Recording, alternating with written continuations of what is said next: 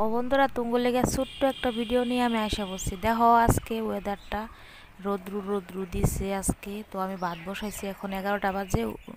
চুলাতে ভাত বসাইছি, আর এদিক দিয়ে দেখো মিষ্টি কুমড়া তরকারি করতেছি রূপচাঁদা মাছ দিয়া। একটু ঝোলঝোলি করুম আজকে, বুঝলা। আর এই যে দেখো, এদিক দিয়ে আমার মেয়ের চাল ডাল ভিজায় রাখছি। আর মাছটা দিয়ে কিন্তু আজকে সে লাউটা দিয়ে তরকারি করুম। আর এদিক দিয়ে ডাল হয়ে গেছে, মুসুর ডাল।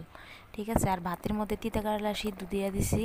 আর এদিক দিয়ে দেখি তো আর কি বানাইতে মানে পারি আর কি, কী বানামো দেখি এখন। এখানে তো অনেক ধরনের সবজি আছে, কি বানাই এখন কাটতে লাগবে দেখি।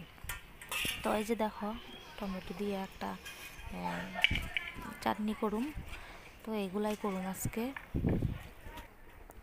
আর সকালে রুটি আসছিল, আর একটু দেখো যে সবজি একটুখানি রয়ে গেছে, এটা কে খাইবো এখন, কেউ খাইবো না।